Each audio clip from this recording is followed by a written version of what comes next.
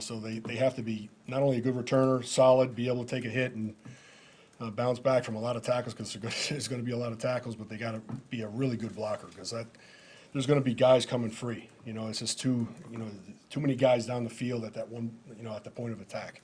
How about the strategy, kickoff strategy? How much Kickoff strategy? Yeah, do you have to think about that? Yeah, we're thinking about it a lot. I mean, we practice what we're doing now. We're taking every day and we're working either on kickoff or we're working on kickoff return. Today we worked on kickoff. So what we're trying to do there is, without giving everything away, but we're trying to get the ball on the ground, away from the returners as quick as possible, because that's when the kickoff team and the kickoff return team can go, as soon as the ball hits the ground in the target zone.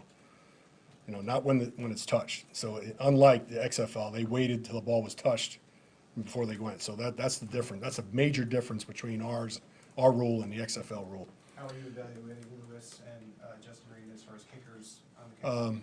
I like to have somebody that can go back, is able to make a tackle. I mean, Bucker's able to make a tackle, but I really don't want him making tackles all year long.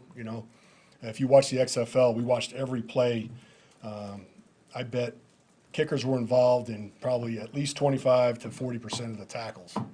Either trying to make a guy bounce back or making the tackle itself or just missing the tackle. So, we don't want Bucker in that situation, but he will be a kicker. He'll be a guy that we will use in certain situations.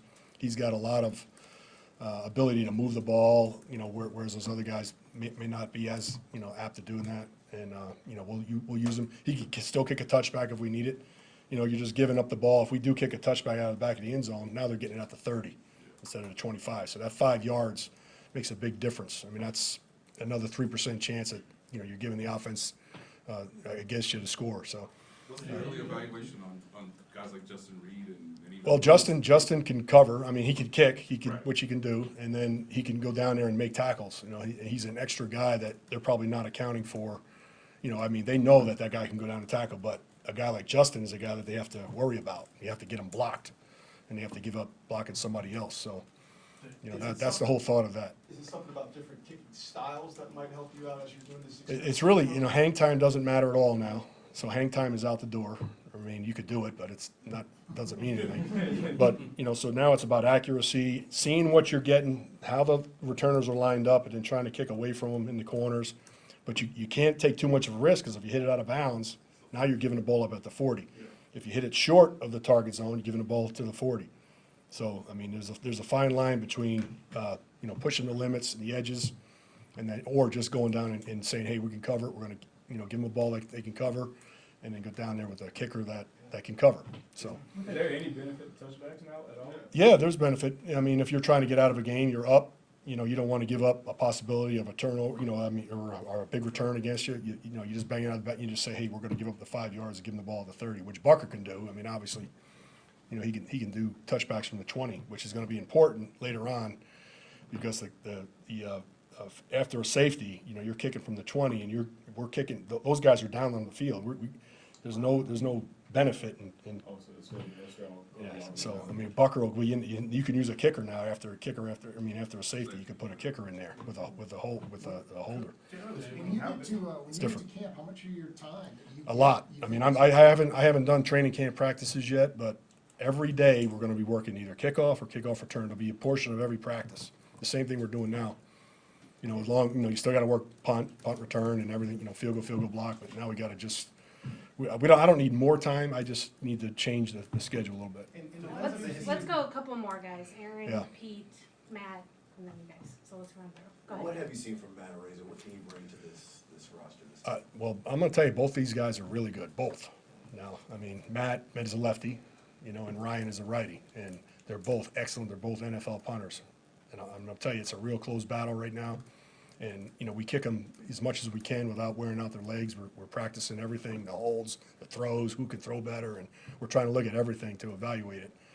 And, the holds are important. Bucker's going to be involved. I'm going to talk to him, who he likes, when it comes time. We don't know when we're going to make that decision, but whether it's before or after, or let him go to a game, not sure yet. Have to talk to Coach Reed, but it's a battle. So both of them give you a lot. Both of them have things that they do well. Through the lens of the importance of special teams in the NFL. Say it again? Through the lens of like the importance of special teams Yep. in the NFL, just how important was this change for the kickoff? Oh, it's huge. For me, it's made me excited about special team. I mean, because those two phases were gone, really. I mean, I didn't work on kickoff because I knew we were just gonna kick a touchback. You know, I mean, so all my time was spent on punt return, field goal block. Now, I mean, this is huge. You know, it's huge it's gonna create jobs, you know, for returners. It's gonna be important for everybody to figure that out. I mean, they're all figuring that out now. Kickers, cover guys, it's gonna be that much more important. Here's an example. Last year, there was 1,970 touchbacks, you know, throughout the league, through a 17-game season. Now, we think there's gonna be 1,600 more actual football plays. You know, so that's a lot of football, you know, and it's gonna be exciting for the fans, you know, and the players they're excited about it too. How have you seen Lewis Rezamet picking up the special teams side of the game, and Jaden Hicks too, just how? Yeah, Lewis has done above and beyond what I expected. I mean, he can kick field goals. I mean, he could kick off you know, he could be a kickoff guy for us. I mean, he's every bit as good as Justin is moving the football and stuff like that on kickoffs. And he's really working hard at the returner job. You know, I got him in there as a starter right now, so he gets as many reps as he can. But you know, he's a student of the game. He comes in after practice. He wants to be great. He's a great athlete. He's just got such a long way to go, football mentally wise. I mean, these guys been playing since 4th grade, you know, and he hasn't played football until now. So there's a long way to go, you know, with that part of it. But he's on the accelerated program. He's doing well. Dave, what's the studying process to get ready for this kickoff? You mentioned you watch literally every XFL. Yeah, XFL, we watched all that. That's done now. Now it's about watching us. And every time we practice, we learn something new. You know, like I drew up a play, and it looks great on paper, and you can't do it. Like you can't get the blocks, certain blocks you think you can get to. So you throw it out, and then it's the next thing. You know, you know, I've been doing this for a long time with the old kickoff return stuff, and it's been over a period of years. Now we're putting in this whole new kickoff, you know, system in an off season. You know, I mean, so it's like, I mean, every day you're learning something new, and you're trying. The team that figures it out, you know, kickoff wise and kickoff return wise, is going to really excel early. You know, we want to be that team. But the You hard expect, part, you expect it to be replicated like you expect? Oh yeah, there's no question. There'll be stuff like, I mean, there's teams that think they can do something right now that they're not going to be able to do. They'll have to throw it out and do something new. We're trying to figure out. We're trying to go through trial and error with all that stuff. But the hard part would be you can't like, actually tackle anyone yet. No, you can't tackle, You but really can't. we're trying to play. If you watch practice, you see it. We're going as fast as we can possibly go with helmets right now, and our guys do a good job of staying on their feet and trying to, you know, resemble that. So that's all you can do. Thank you, everybody. Thanks, everybody.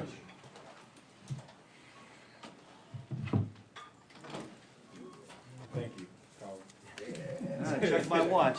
Good afternoon. I got it right. How's everybody doing? Great. Oh, I got a packed house here. No, pretty much the same faces, some new ones here and there. Good to see everybody. It's nice out there, we're rolling, I forget what number we're on, OTA 6 or something, but it's been great. Looking forward to the next couple of weeks, what we got going on tomorrow, and we'll be back here before you know it, be training camp. With that, I'll open it up. Trent was talking to us last week and said that one thing. Who you did? said, Trent. Yeah. And he said one thing you mentioned was, you know, you had a really good defense coming back, had been, you know, top 5 in the league, and then you had a rough year. It might have been the last 2 years in New York. I don't know which one. Yeah, well, I was just sharing with him that I had been through the experience of being way up there, and then the very following next year with a lot of the same guys, we did not play nearly as well, and I don't want to see that happen. Or I'd like to guard against that. So that was the point I was trying to make.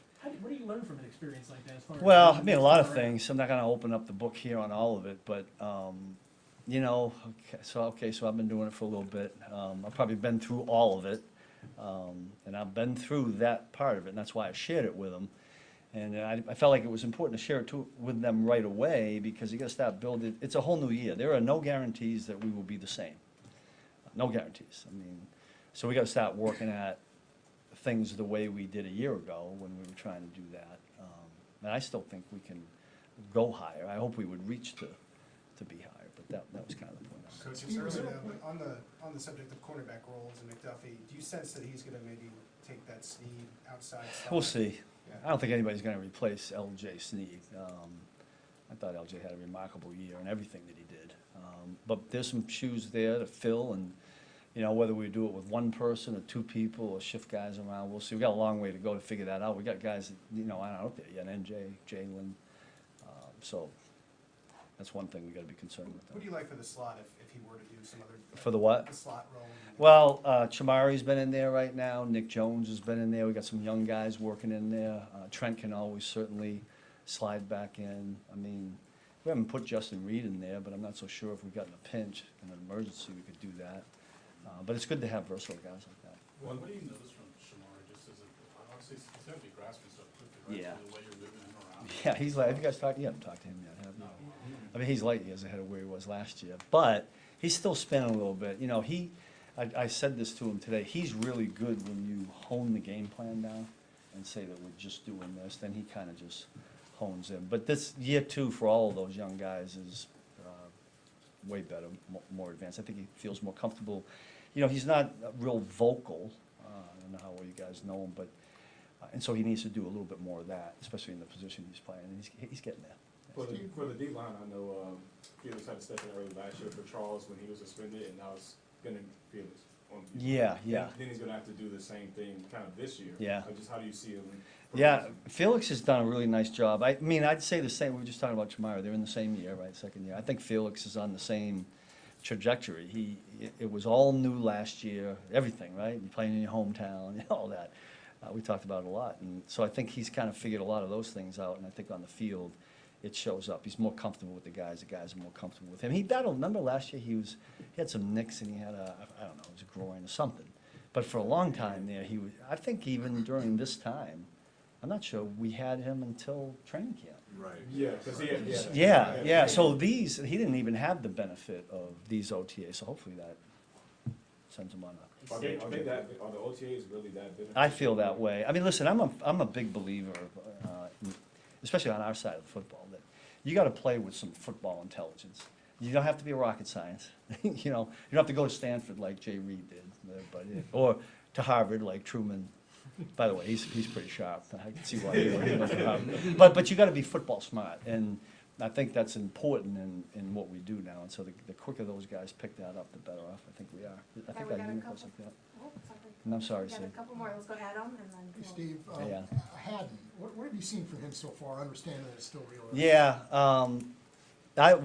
we had him in that first rookie camp, the first thing that stuck out, he's not afraid to be loud. Like I like those guys, you know, they come right in and they got a voice to them. So now he doesn't know everything yet, and it's a little bit different. He made a couple of mistakes today, but I think he's got some self-confidence about him, which you need at that position.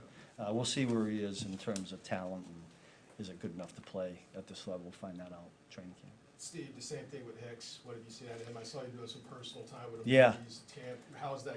Yeah, my guess is if you had an opportunity to talk to Jaden, he'd tell you that it's like, whoa, you know, like, now, in his defense, he's playing both safety positions, we put him down at dime, you know, we've got him all over the place, but it's a compliment to him. And I think he's got some skills where he can play a lot of different, we'll find out where that is, but he's got a lot of catching up to do. He made a really good play today, I don't know if you guys saw it down toward the red zone toward the end of practice, which I thought was really good. But I like him. He's not there yet with being real vocal and like our safeties need to be, because he just doesn't know it yet, but I think he'll be okay. Aaron? What do you appreciate about the White House visit? Obviously not the first time, but maybe the second time offers an opportunity to maybe slow some things down and get to enjoy the Yeah. experience. I don't know, I always enjoy going, it's like, and I've seen it, and I've been through there, so that part of it's, but I think every time I've gone, I see something different, and whether it's a picture or a painting, and I will say this, the people there, this was like the last time we went, that are in and around and kind of talk about, they're great. Like you try to grab one of them, they're like your own guide, right? Yeah, and I've never done it, but you know those things that they used to have, you put the earpieces in, you go around to the, I used to think that was pretty cool. Like, I was a little nerdy when I was going around. But there's people there that will say, you know, this, and I think that's intriguing, so I always find something good about it. Steve, based on your experience, Yeah. being a head coach previously, obviously being a coordinator for all these years, there's obviously a report through the Player Association that they may want to, or I guess, going to send a proposal to the league to alter the off-season scheduling, right? I heard you, And yeah. I just wonder, from your perspective, could that work?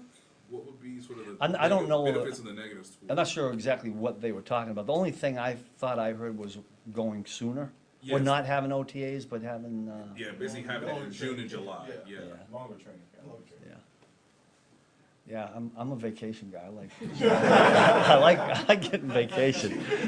You know, just off the top of my head, now, I have, you know, grown children and all that, but for guys with little kids and trying to have it coordinated with when the kids are off, I think that would take away from that. That was the only thing I could think of, but I just, wherever they tell us to go, I'll go. You know? Hey Steve, we've seen Kelvin Joseph out there a bunch. What Yeah. what are your impressions of him? Yeah, well, early on, I couldn't get a real good feel. He's kind of quiet and all that, but he's made some plays. I think if you were to ask our players, they're getting a little bit more confidence in him. He's been playing with the first group and a couple of reps there. He's made some plays for us, made an interception a couple days ago here in the red zone. Long way to go, but, you know, there's hope there. He's working well with the guys. Just generally speaking, I can't remember every practice, you probably just don't remember it all either, but it seems like there's some pretty good spirits in John, kind of back and forth. Yeah, there was today. Yeah. Yeah, there was today. The only thing I would say about that is, you know, you love the competition, you love all that, but there's a guy in a yellow jersey. We can't press, you can't put your hands on receivers, you know, you can't chuck anybody, so it's a little tilted, you know.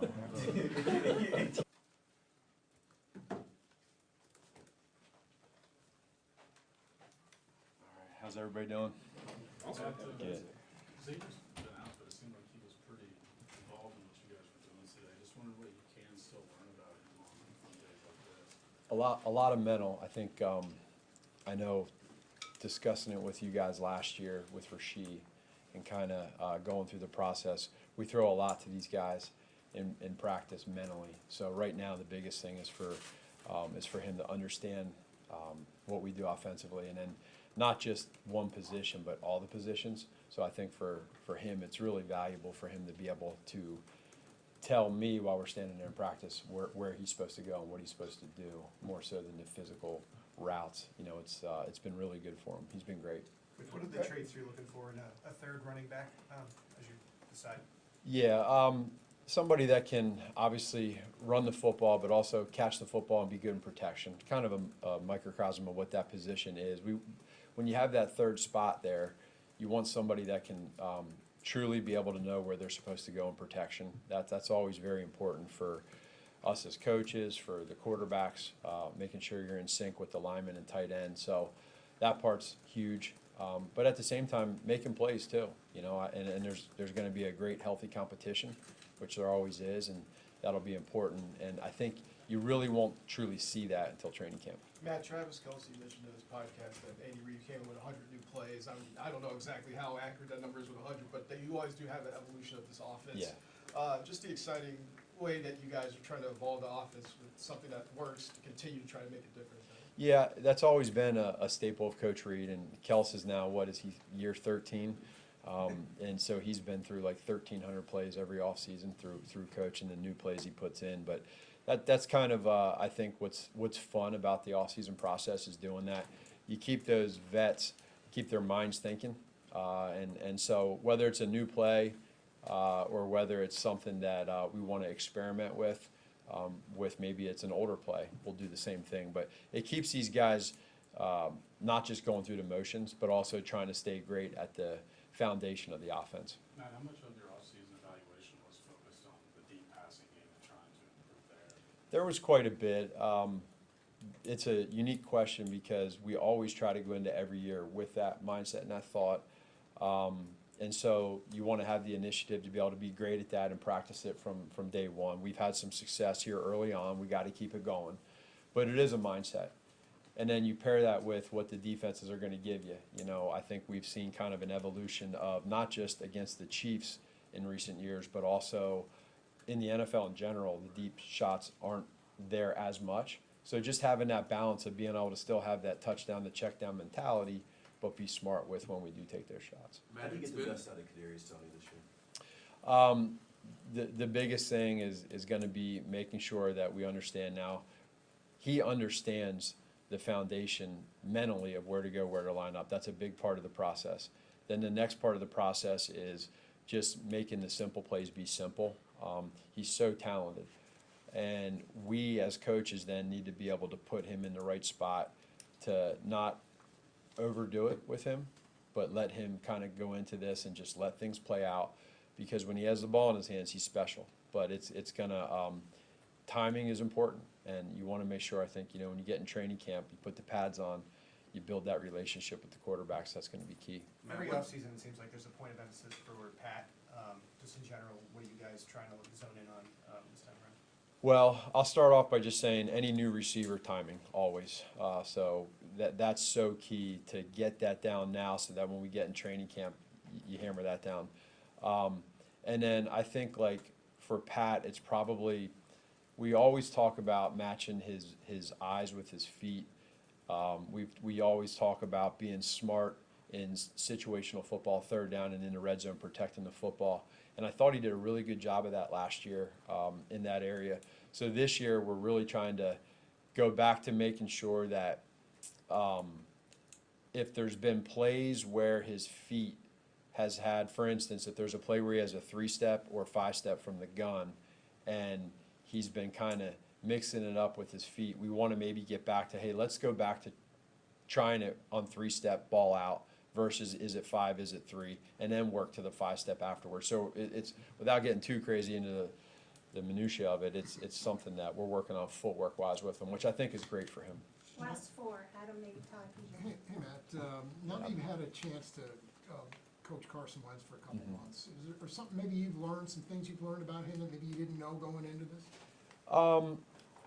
You know, I've never had the experience to really interact with him, you know, on the field or off the field. Just from, there's been the family tree of people that have coached him that I've heard, and I've always heard great things about how much of a true professional he is. I remember years ago when he came in here as a young quarterback and played here in Kansas City, and just remembering how big he was, size-wise, physically, then matching it up with his arm talent, being able to move, and then you take that now in his career, his experience. And so he's come in here, and I think it's probably for the first time more of a unique role to him where he comes in and knows that he's coming in as a backup.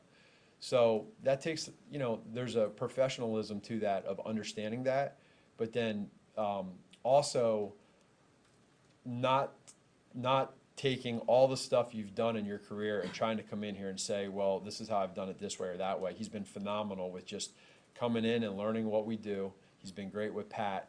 And then on the field, I think his accuracy's been really good. So it's been impressive where he's at in this short amount of time. When you say he's been great with Pat, can you elaborate on that? Just in the meeting rooms, I think when guys like him, veteran guys, come in, it's their first time kind of learning the system. There's more about the ears and listening and just getting a feel for how, you know, Pat does things and how we do things, and then implementing when the time is right. He's done a great job with that. And then we get to the practice field, or get on the field, and he's taking the plays that he's learning that are new, and in my opinion, he's getting the ball out on time and in rhythm faster than most people would learning this offense. So I think mentally he's really taking it in, and he's very accurate with not always knowing where to go. Matt, I have 2 topics. The first one is just where are you all right now with the evaluation of Kingsley and Wanye, and obviously we saw Wanye kind of slide to both positions, Sure. inside and outside today. Yeah, it's definitely a moving process. Things are, just like for wide receivers at the rookie position, things can go fast. There's new protection calls for Kingsley. Understanding how we do things, techniques and fundamentals can be, you know, very different. So I think they're doing a good job right now. I'm always excited to get to training camp and see what it's like when the pads come on. You know, this essentially becomes a passing camp usually, so there's not many runs. So most of the time it's advantage defense to be honest, because there's a lot of passes. So when we get to the run blocking, when we get to the play actions, et cetera, that are real, I'm excited to see where he's at. The same with Wanye. You know, I know and got to see what he did last year. He has the mentality. It's, again, piecing it now, knowing that this is a competition to come in here and compete. But technique-wise, mentally right now they're doing great. They got to put it together both mentally and physically in training camp. And then secondly, with the, I don't know if you saw this, but with the Player Association potentially putting a proposal that would push the off-season program to either, I guess, mid-June, early July, just how unusual would that be, and how different would it be as a former head coach, obviously a coordinator, to try to get things organized Sure. when you're starting obviously later than April? Yeah, I and we always joke as coaches, as coaches, we're all creatures of habit, so you get used to these schedules. But at the same point in time, I think you realize that this league is always looking to evolve and adapt to do what's most efficient. So I heard that as well. I didn't see or read any articles, but I've heard people talk. Whatever they end up coming up with, we'll adjust to. And I think that's part of the process, is they'll be creative with it, and whatever it is, hopefully it's beneficial to everybody, and however we work with that. Coach Reed will be great with the schedules, and I don't know when that gets put into place, but I'm sure there's a reason behind it, and I would support whatever it is. And you gotta adapt in this league, so if you can't adapt, you won't survive. One of those things you guys did last year was you have a fullback, Mhm. right? And I don't know if you just look at 42 out there, and it's because he's 42. It says RB on the roster. But Yeah. Are you guys like how everything went last year, using the position that way, or are you considering more of a fullback? I think it's probably to be determined yet. We're not against it. We obviously didn't do it last year. We've done it in the past. I'm sure probably like most rosters in the NFL, a lot of that has to do with special teams, that position, and how you use that. And then this new rule with the kickoff return and kickoff, like roster-wise, how are you going to use guys? But if Coach Reed and our offense decides to go that way, then we'll take a look at that. He's done a great job in that. But there, again, this being a passing camp, there's not a lot of fullback formations that we're using right now. That's one really quick. Yep. It seems that like Nico Remedio's kind of been on the brink the past couple of Yeah. training camps. What's it going to take for him just to break that glass ceiling?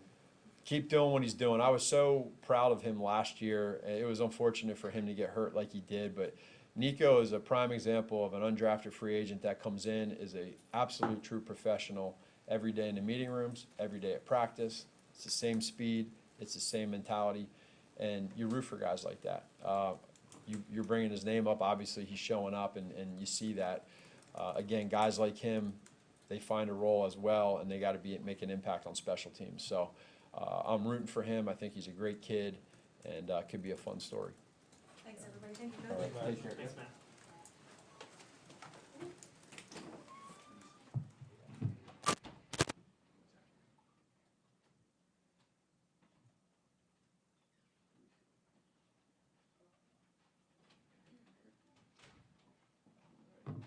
Coach Merritt is graciously missing a meeting, so let's try and be a little quick. Well, first, thank you, I guess. And secondly, you got two new rookies in your room. Just what's been the early assessment of them, and how excited are you to get another chance to start molding? Yeah, I tell you, first of all, the kid, Hicks, I call him all kinds of names. I tell him all the time, I say, you know what, you are the prototype safety. He has the body, the size, the mental, to be able to be a really good football player in this league. And so, but then of course, Kamal is another long athletic corner. He reminds me of Brashard Breeland, to be honest with you. And so, very physical guy. And so, but having these two guys, they're just like Dory. They're just swimming right now. Just keep swimming.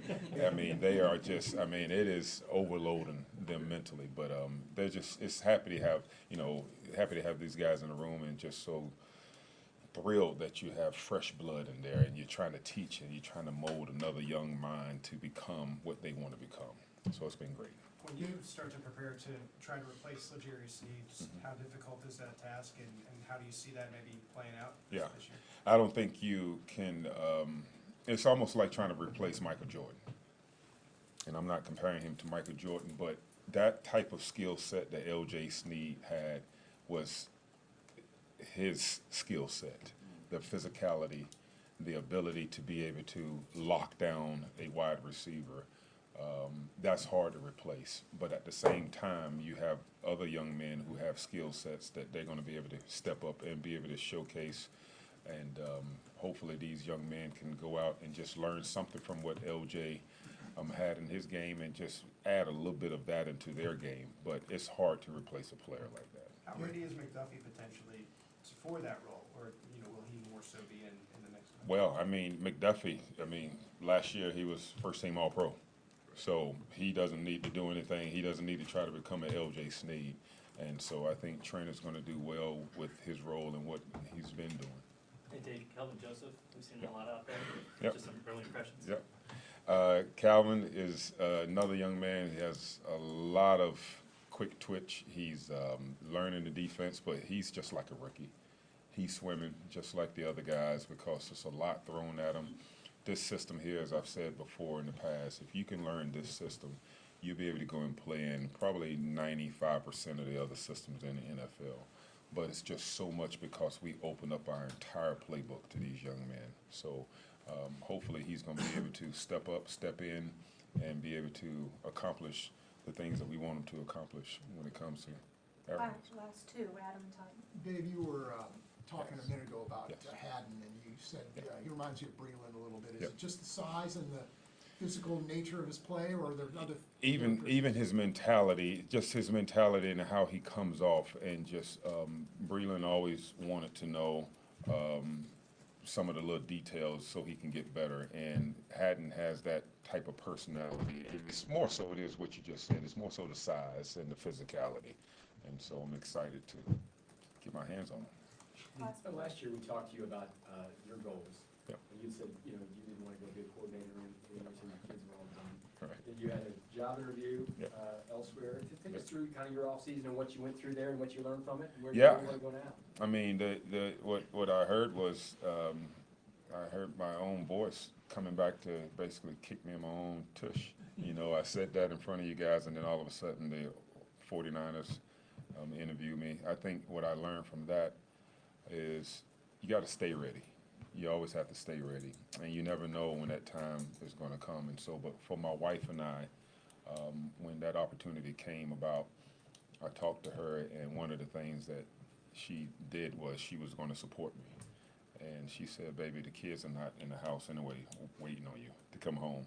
It's not like when they were young. And so she basically gave me the thumbs up. And so I still have a 16-year-old daughter that I am trying to be a father to. And I think that's hard when you leave, and especially young ladies. To have a father around, I think that's very important. So that is still my goal.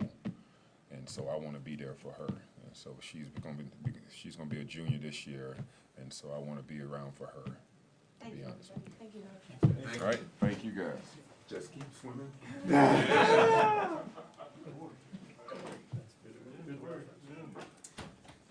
Fathers are, he's always. The fathers are in the home. You're on the YouTube feature. And all I'm saying are facts. All facts.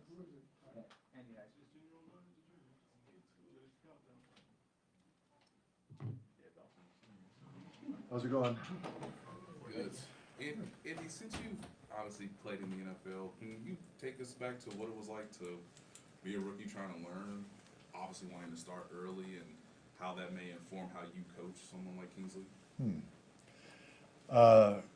When I came into the league, I was coming from a wishbone offense where we averaged 6 throws a game, and there would have been a naked type of thing. So I was had my hands full learning how to pass protect.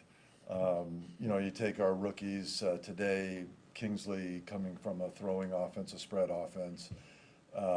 They're much better developed in that regard. So, a lot of it is just, hey, let's learn our terminology, let's learn our calls, our concepts, and then, yeah, everything else in between. There's a lot, but we tell them, look, we're not going to build Rome in a day here.